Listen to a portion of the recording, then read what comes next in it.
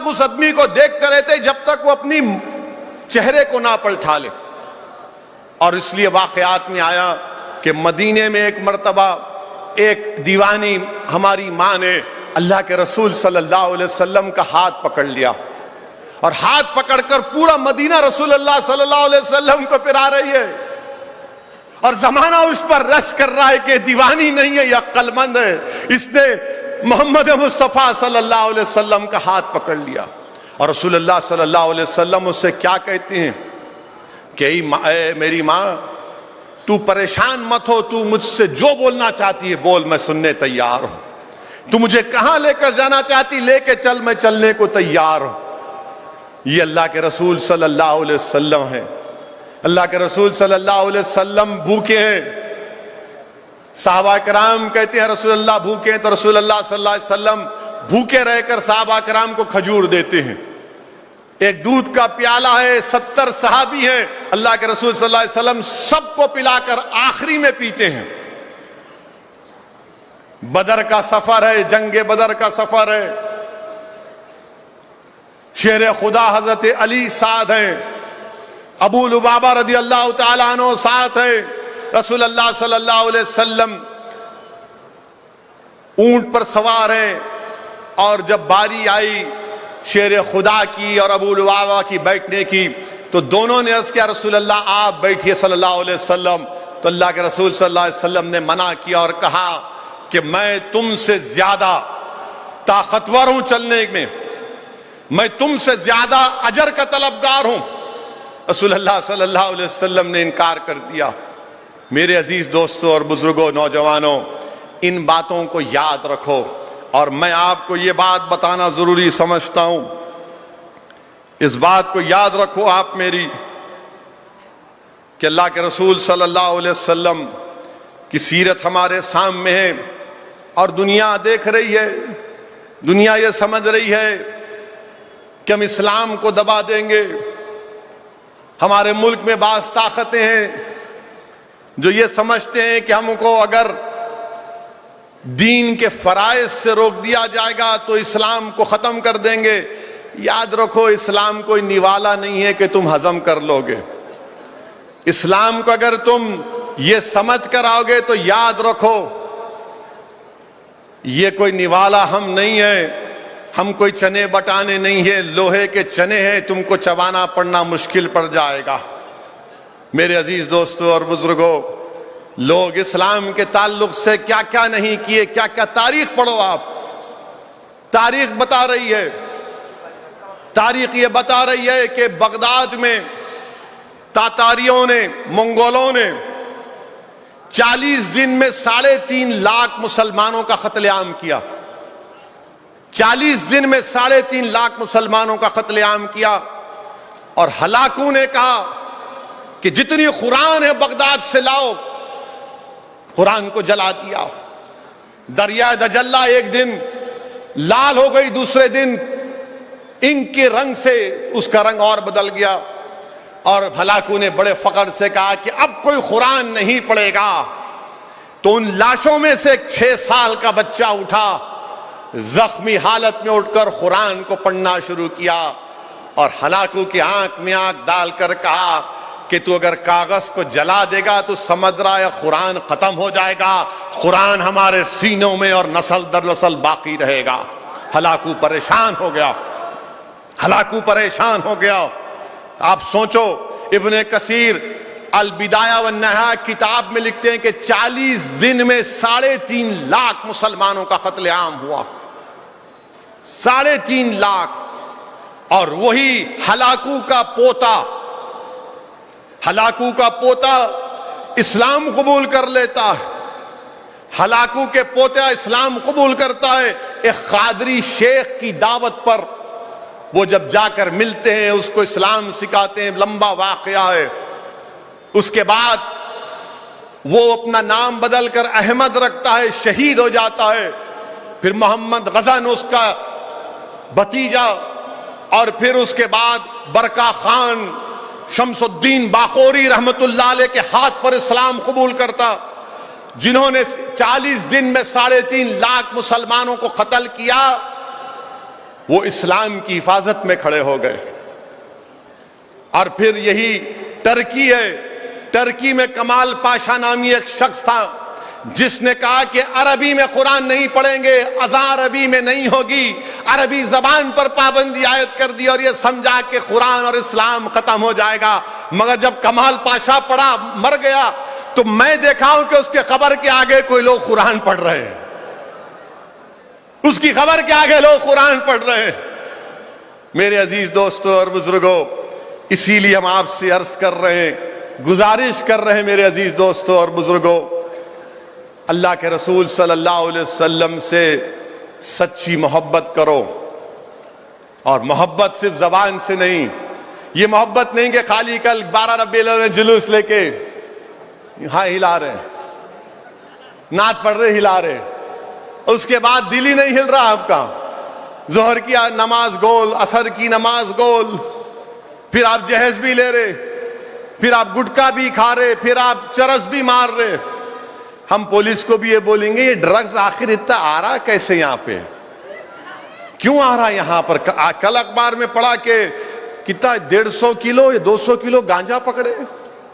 ارے آخر ہارا کہاں سے بابا یہ؟ گجرات میں تو وہ پورٹ کے اوپر ہر 10 دن میں آتا کہ 1000 کروڑ کے ڈرگز پکڑے گئے. آخر آ رہا کیوں یہاں پر؟ یہ نیو انڈیا میں کیا ہو رہا ہے؟ ڈرگز کیوں آ رہے ہیں؟ مگر آپ کو اور ہم کو اپنے آپ کو بچانا ہے, اپنی نسلوں کو بچانا ہے. یہ ڈرگز ہم تمام کو ختم کر دیں گے. میرے عزیز دوستوں اور بزرگوں, میری آپ سے ادباً گزارش ہے کہ اپنے ہمت اور حوصلے کو بلند رکھیے. ڈرنے اور گھبرانے کی ضرورت نہیں ہے. بہت سے لوگ آئے اور چلے گئے, کچھ نہیں کر سکیں گے انشاءاللہ تعالی. میری بات کو یاد رکھو, آپ کچھ ہونے والا نہیں ہے. جو لوگ آج ہم کو ڈرا رہے, مدرسے کے نام پہ ڈرا رہے, یاد رکھو مسلمانوں, مدرسے مسلمانوں کا خلا ہے. مدرسے مسلمانوں کا خلا ہے. مدرسے مسلمانوں کا چراغ ہے. مدرسوں سے ہم اسلام کی تعلیمات پر عمل کرتے ہیں. یہی مدرسوں سے حافظ قرآن نکلتا ہے جو قرآن پڑھاتا ہے. انہی مدرسوں سے امام نکلتا ہے جو ہم کو اچھے اور برے کی تمیز پیدا کرواتا ہے. انہی مدرسوں سے مؤذن نکلتے ہیں جو اذان دیتا ہے. انہی مدرسوں سے مفتی نکلتے ہیں جو فتویٰ دیتے ہیں. انہی مدرسوں سے محدث نکلتے ہیں, فقہا نکلتے ہیں اسلام کی تعلیمات دینے کے لیے, اچھے اور برے کی تمیز پیدا کرنے کے لیے کہ جہاد میں اور فساد میں فرق کیا ہے. جہاد اور فساد میں فرق کون بتائے گا؟ عالم دین بتائے گا. مگر ہمارے وطن عزیز میں مدرسوں کو نشانہ بنایا جا رہا ہے. میں نے پہلے بھی کہا اور آج بھی کہہ رہا ہوں کہ مدرسے کا جو سروے اتر پردیش میں ہو رہا ہے میں اس کو کنڈیم کرتا ہوں. آپ مدرسوں کا سروے کیوں کر رہے ہیں؟ کوسچن نمبر 9 کیا ہے اور اس کے بعد کے کیا حالات ہوں گے؟ میں تو اپنی بات کرتا رہوں گا, مگر جو لوگ آج مجھ پر تنقید کر رہے ہیں کہ ویسے ہی تم اتر پردیش جا کر الیکشن کیوں لڑے, ارے بتاؤ آج مدرسوں کا سروے اتر پردیش میں ہو رہا ہے, وقف کا سروے ہو رہا ہے, کہاں گئے آپ لوگ؟ کیوں خاموش بیٹھ گئے آپ لوگ؟ یہ کون سی تمہاری سیاست ہے کہ جب میں الیکشن لڑ رہا تھا تو تم رات کے اندھیروں میں چھپ چھپ کر جا کر مسلمانوں کی بستیوں میں کہتے تھے کہ اسد سے دور رہو اور اکیلیش کو قریب کرو, اسد سے دور رہو اور اکیلیش کو قریب کرو. اب اکیلیش منہ نہیں کھولتا اور اسد ہی منہ کھولتا ہے. اس پر تو سوچو, اس پر تو سوچو. یہ کون سی تمہاری سیاست ہے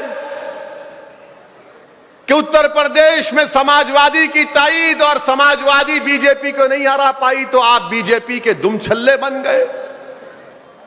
یہ کون سی سیاست ہے آپ کی؟ بتاؤ.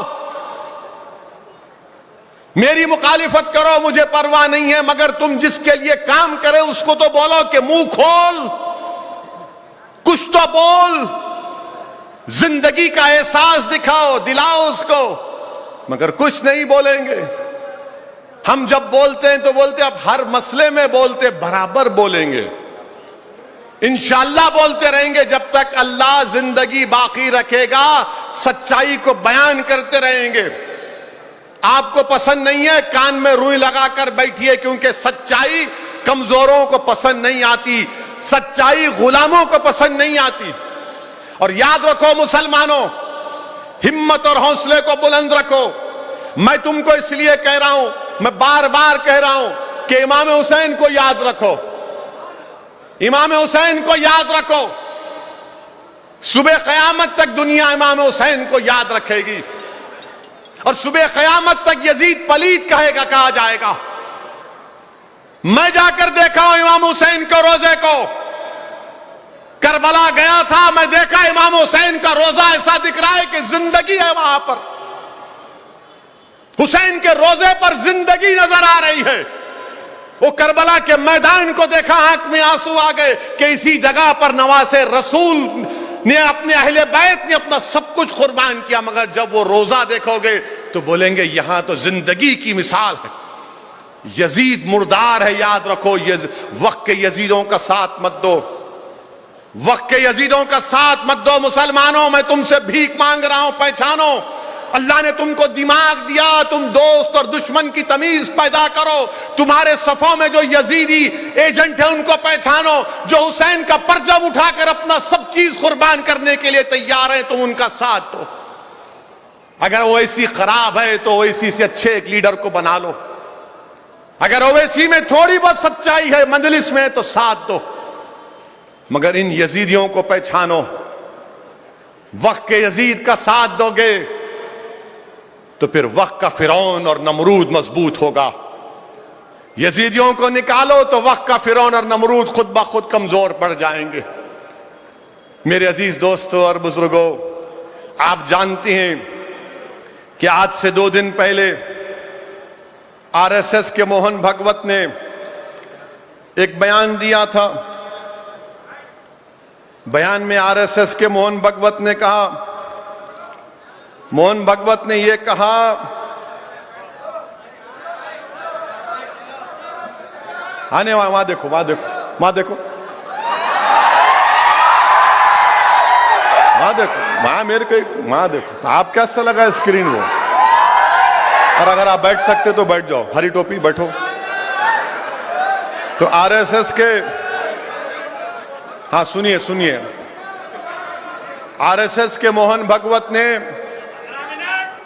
آر ایس ایس کے موہن بھگوت نے اپنی وجے دشمی اسپیچ میں کہا کہ بھارت میں وطن عزیز، بھارت میں مذہبی امبیلنس ہو رہا، مذہبی امبیلنس ہو رہا، اور بولا کہ آبادی پر دیکھنا پڑے گا۔ تو موہن بھگوت صاحب، آپ کا قرضہ تو ہم رکھتے نہیں، کسی کے مائی کا لال کا نہیں رکھتے، تو آپ کا کیوں رکھیں گے؟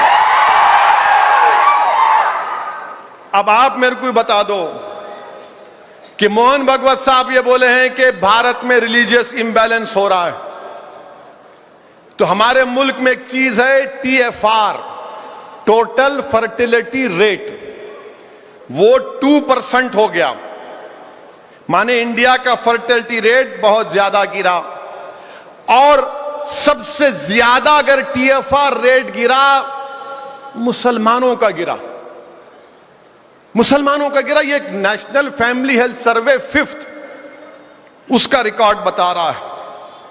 اب آپ یہ بولتے ہیں کہ ریلیجیس امبیلنس ملک کے لیے ٹھیک نہیں ہے، اور موہن بھگوت نے کہا کہ کیسے بن گیا کوسوو؟ موہن بھگوت صاحب، ہسٹری اگر آپ توڑ موڑ کر پیش کر رہے ہیں تو آپ کی غلطی ہے۔ کوسوو اس لیے بنا کیونکہ سرب لوگوں نے ان کوسوو کے مسلمانوں کا جینوسائیڈ کیا تھا، اسی لیے بل کلنٹن کے زمانے میں نو فلائی زون بنا کر کوسوو کو بنایا گیا تھا۔ آپ کہتے ہیں وہ اچھا۔ دوسری بات، موہن بھگوت کو بڑی فکر ہے کہ مسلمانوں کی آبادی بڑھ رہی ہے، جو غلط ہے، میں بتا دیا آپ کو، ٹی ایف آر ریٹ گر گیا، مگر ہم موہن بھگوت سے پوچھنا چاہ رہے ہیں کہ 90 لاکھ ہمارے ہندو بہنوں کی اولاد، مانے 90 لاکھ بچیاں مسنگ ہیں 2000 سے 2019. کتنے؟ 90 لاکھ. اس کو کیا بولتے ہیں انگریزی میں؟ فیمیل فیٹاسائڈ. معلوم ہوا بچی آؤٹ. سمجھے نا؟ کتنے ہیں؟ 90 لاکھ. یہ گورنمنٹ کا فگر ہے. 2000 سے 2019 تک 90 لاکھ بچیاں مسنگ ہے. اب آپ ہم کو بتائیے 86.7% ہے یہ. اس پر آپ کیوں نہیں بولتے موہن بھگوت صاحب؟ آپ بولیے نا اس پر. اب بولیں گے تم کیوں نہیں بولتے؟ سنو ہم کیا بولتے. آپ کو معلوم جشن رحمت اللہ علیہ صلی اللہ علیہ وسلم ہے. اللہ کے رسول صلی اللہ علیہ وسلم نے ساری دنیا کو یہ پیغام دیا کہ جب بیٹی آتی تو باپ اٹھ کر اس کا استقبال کرتا ہے. شہزادی جنت تشریف لاتی تو اللہ کے رسول صلی اللہ علیہ وسلم کھڑے ہو جاتے.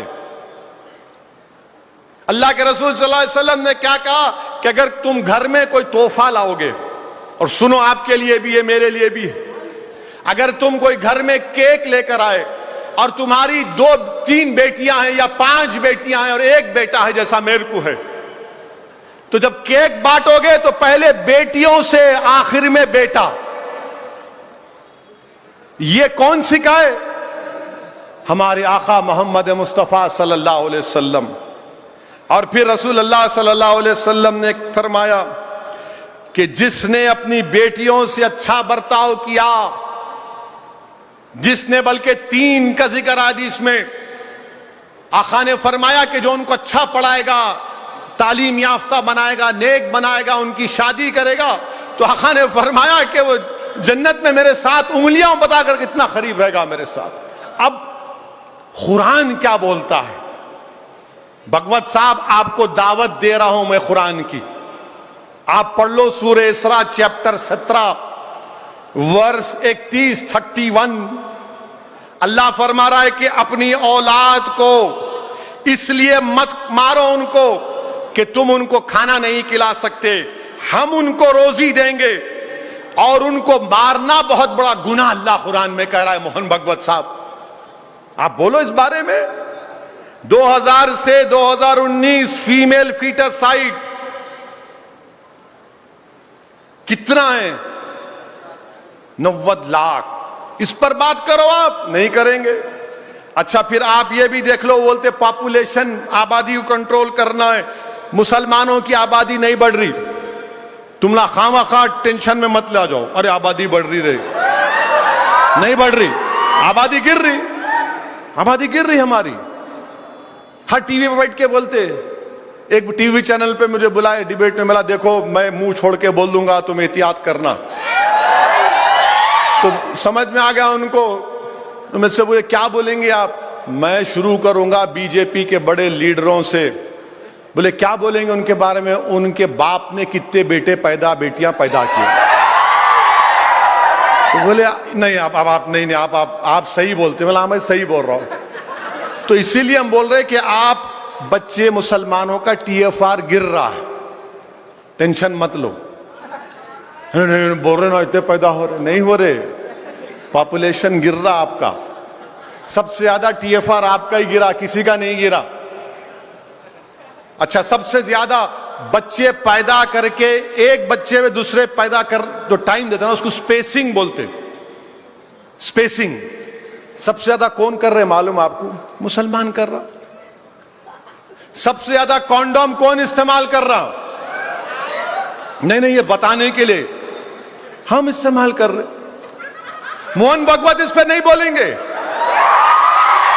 نہیں ایسا نہیں.